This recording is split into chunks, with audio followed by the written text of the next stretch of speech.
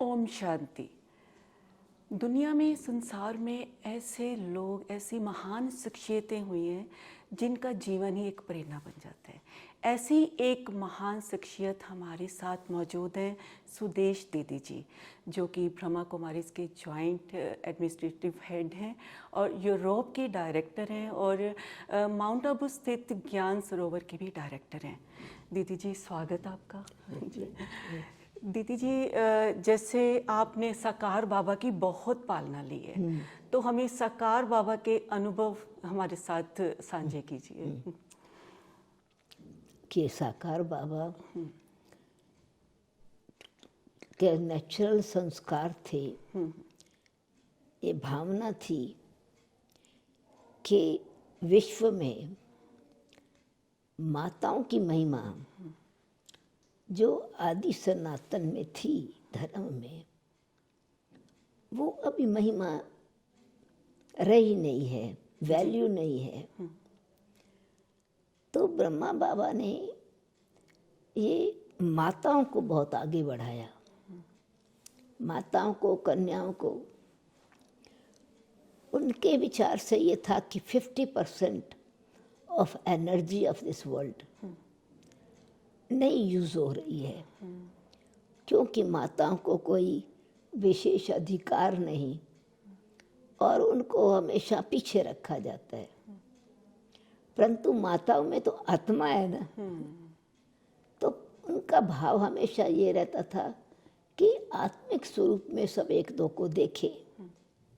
तो कन्याओं माताओं को भी जब हम समझते हैं कि हर एक मनुष्य में आत्मा है और आत्मा पिता परमात्मा की संतान है, तो ऐसा क्यों हो कि सिर्फ हम पुरुष को महत्व देवें, नारी को महत्व नहीं देवें। नारी तो माँ ने तो जन्म दिया है बच्चे को, माँ पहली शिक्षक है।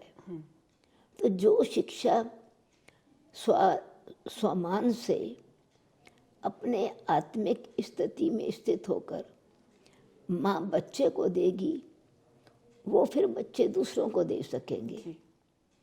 इसीलिए जड़ को सींचना चाहिए। पत्तों को सींचें तो पेड़ हरा भरा नहीं होता है। जड़ में पानी देवें तो जितनी वैल्यू पिता की है उससे भी इनफैक्ट ज़्यादा वैल्यू माता की है, क्योंकि जन्म देने वाली तो माँ है, पाला करने वाली भी माँ है। तो माताओं का तिरस्कार समाज में, जो चाहे पुरुष समाज से या फिर घर के वातावरण में भी बहू को बेटी की तरह देखना चाहिए, वो संस्कार अथवा भावना नहीं बनी है, चेंज हो गया संसार में। तो इसलिए हर एक नारी को अपने सम्मान को जागृत करना चाहिए। तो नाम ही रखा ब्रह्मा कुमारी ईश्वरीय विश्वविद्यालय। तो दीदी, जैसे साकार बाबा की बहुत आपको पालना मिली और एक जगह एक एक्सपीरियंस दृष्टि का भी है, तो आपको बाबा ने एक खास जो है ना वो एक चुना था कि आपकी जो दृष्टि से सबको बाबा की एक दृष्टि प्राप्त होगी। वो क्या एक्सपीरियंस था, जरा शेयर कीजिए। एक्चुअली वो मैं पर जब आती थी कॉलेज से तो भोग लगता था राजौरी गार्डन में, दोपहर का भोग होता था। तो मुझे बड़ा शौक़ होता था कि ये गुलजार दादी जी भगवान के पास भोग लेके जाती हैं, तो ब्रह्मा के तन में परमात्मा आते हैं, वो तो यहाँ भी भोग लग सकता है। फिर ये भोग कहाँ जाता है, वो कैसे वहाँ पहुँचती हैं और वो निराकार से मिलना कैसे होता है, ये मेरे मन में उत्कंठा थी, इच्छा थी। तो जब भी भोग लगता था मैं सामने बैठती थी, तो मुझे ऐसे लगता था जैसे कि जैसे धुआं ऊपर ऊपर उठता जाता है। ऐसे समझो ये बादलों में ये गुलजार दादी एक फरिश्ता बन करके धीरे धीरे ऊपर उठती जा रही हैं। और मुझे भी ऐसे लगता था कि मैं उसकी दृष्टि से, मैं भी इस देह से न्यारी होते ऊपर उठती जा रही हूँ, अपने भान को छोड़ते। देह का भान नहीं था, पर दृष्टि में ही कंसंट्रेशन होती थी।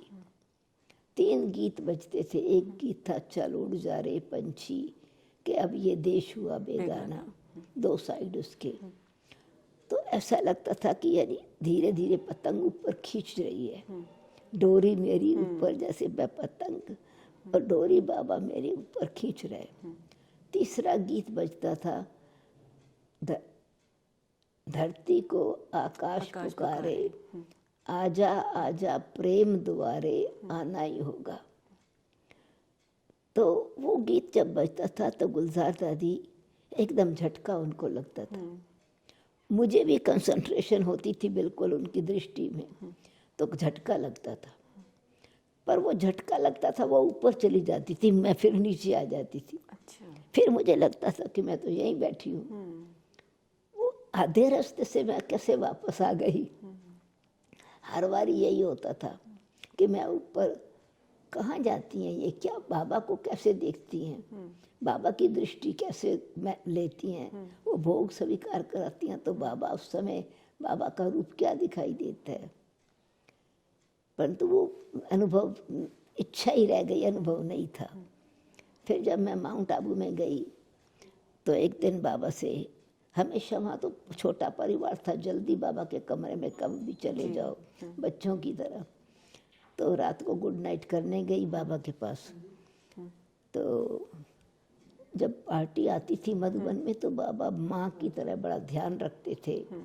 सबको बिस्तरा ठीक मिला है, मच्छरदानी मिली है, कोई चीज़ भूल गए हों तो बाबा के घर से साबुन है, तेल है, तौलिया है, कोई भी चीज़ भूल गई है प्लीज़ कहना। तो बाबा देखने जाते थे कि सब आराम से सो रहे हैं, रेस्ट मिली है। मैं भी बाबा के साथ गई, वापस आई, मैं बाबा के कमरे में फिर आ गई, आके खड़ी हुई बाबा के बेड के पास। बाबा ने कहा गुड नाइट बच्ची। मैं मुस्कराई पर गुड नाइट नहीं की। फिर बाबा ने कहा बच्ची गुड नाइट। मैं फिर भी बाबा को देख रही हूँ और मुस्करा रही हूँ। कहा कुछ चाहिए? मैंने कहा नहीं बाबा कुछ नहीं चाहिए, सब है। तो खड़ी थी तो कहा कोई आश है, कोई इच्छा है? मैंने कहा हाँ एक इच्छा है। तो कहानी बताई कि गुलजार दादी ऊपर चली जाती है, मैं तो नीचे ही रह जाती हूँ। मुझे निराकार बाबा से मिलना है। साकार में बाबा आता है, मुरली सुनती हूँ, मुझे बड़ा अच्छा लगता है, पर निराकार से मिलने का सुख क्या है? बाबा ने कहा अच्छा बच्ची कल सवेरे आ जाना। मैं सारी रात इतनी एक्साइटेड थी, बार बार उठती थी कि देर ना हो जावे। खैर अमृत बेला उठ के तैयार हुई, बाबा के कमरे में 5:30 बजे गई, बैठी। बाबा ने कहा बैठो बच्ची। तो बाबा की जो मैट्रेस गद्दी है, ज़मीन पर ही बाबा बैठते थे। तो कहा अच्छा बैठो। झोपड़ी में, कमरे में? झोपड़ी में, वो दोपहर के समय, वो जबकि पत्र लिखवाने हैं, पर्सनल मिलना है, ये तो बाबा के कमरे में ही था।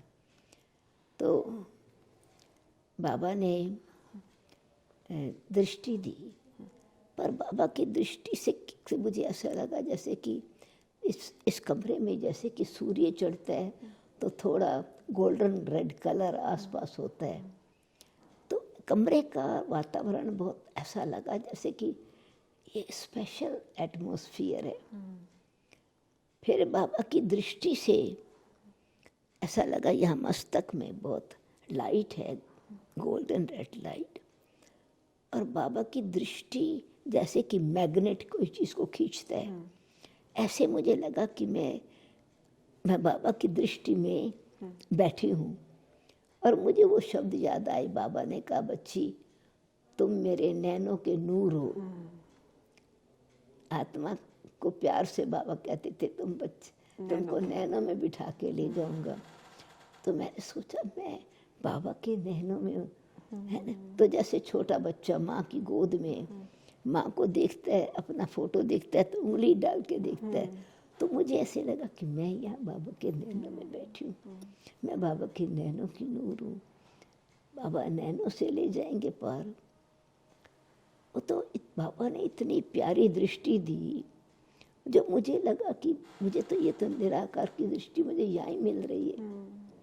जबकि बाबा मेरे सामने आ गया तो मैं कहाँ जाऊँगी, मुझे तो नहीं जाना है। मुझे वतन में नहीं जाना है। तो बाबा ने कहा, बच्ची तुम वतन में तुमको नहीं जाना है, वतन तुम्हारे पास आ जाएगा।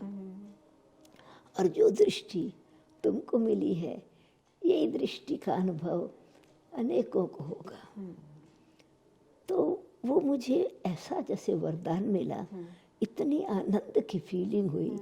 और जब भी योग करती हूँ या कराती हूँ तो बस ये अंदर फीलिंग आती है, मेरे नैनों में बसता है बाबा मेरा, मेरे नैनों में बसता है बाबा मेरा। दीदी आपकी ये बात सुन के तो मेरे भी पूरे तो वो जो बाबा का प्यार और वो आनंद का अनुभव था, वो मुझे कोई ऊपर जाने की बात नहीं थी, पर वो वातावरण जैसे इस यहाँ मेरे सामने आ गया। तो मैंने कहा, मुझे तो कहीं जाना नहीं, मुझे ट्रांस में नहीं जाना है, मुझे वतन में नहीं जाना है। तो बाबा ने आपको तभी यही कहा कि आपकी दृष्टि से बाबा की दृष्टि सबको अनेकों को ये दृष्टि जी दीदी, ये तो बहुत अच्छा। दीदी आपने साकार बाबा की इतने सालों पालना ली, हमने साकार बाबा से पालना नहीं ली है, लेकिन महसूसता बहुत होती है वैसी जब बाबा से मिलते हैं, मतलब दृष्टि लेते हैं बाबा से, तो वो एक कैसा अनुभव होता था? मतलब हर हमेशा ऐसा ही कि बाबा साथ में है? हाँ, ये ऐसा जब साकार में बाबा में आते थे, शिव बाबा मुरली तो सुनाते हैं, तो पता था कि शिव बाबा ज्ञान सुनाते हैं, ब्रह्मा बाबा अपना अनुभव सुनाते हैं। परंतु चलते फिरते उठते बैठते भी ये क्वेश्चन नहीं उठता था कि शिव बाबा ब्रह्मा तन में है या नहीं है।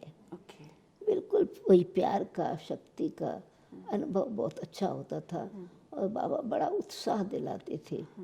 नॉर्मल था चलना फिरना, ऐसे अब या कोई आवाज़ में चेंज नहीं आती थी। हमेशा ही चेहरा चमकता था, तो लगता था कि वो लाइट बाबा में है। मतलब एक अलौकिक शक्ति का आभास होता था। वो आभास होता था।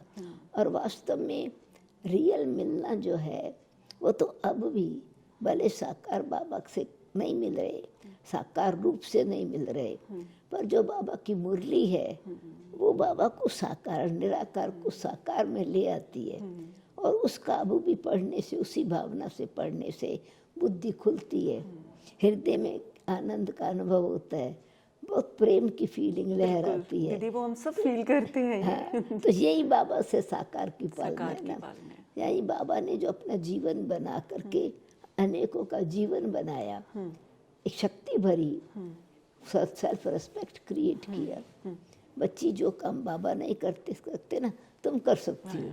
बाबा आप तो करण करा बना रहे हैं, कहा नहीं बच्ची तुम मेरे से भी ज़्यादा अच्छा कर सकती हो।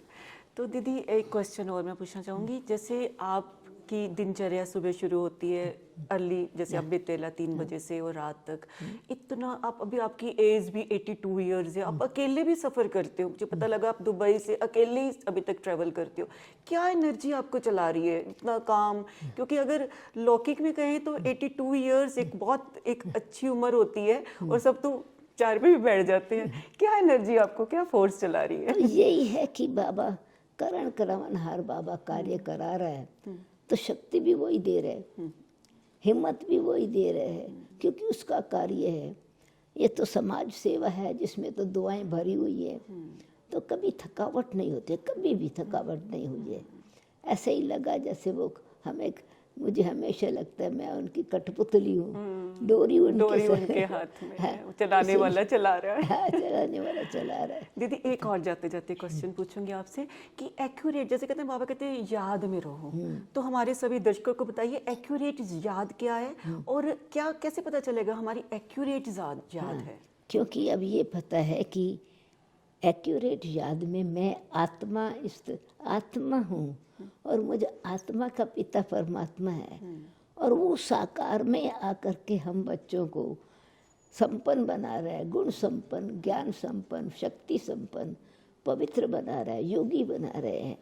तो वो जो अनुभव जो बना रहे हैं, उसका अपना अनुभव, सिर्फ निराकार को याद करने की बात, तो आप अपने लौकिक को भी याद करती हो तो जो उन्होंने सौगात दी वो याद आएगा, जो उन्होंने कहा वो याद आएगा। कोई काम किया, काम दिया है, तो आप तो बेशक अपने जॉब पर गई हो, अचानक आपको आया पापा ने ये कहा था, ये बात करनी है, तो अभी वो ज़रूरी नहीं कि शक्ल याद आई, काम याद आया तो शक्ल याद आई।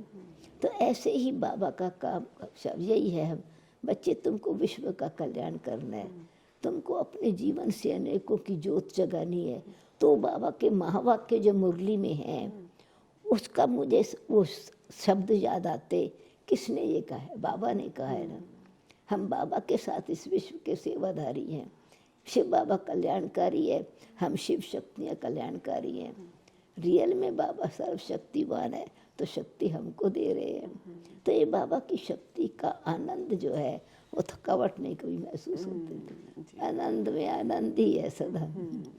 दीदी जी, आपने हमसे बात की और साकार बाबा के जो अनुभव हमारे साथ शेयर करके ऐसा लगा कि बाबा से ही हमारा मिलना हो गया। दीदी, आपका बहुत बहुत धन्यवाद। Thank you, thank you, thank you.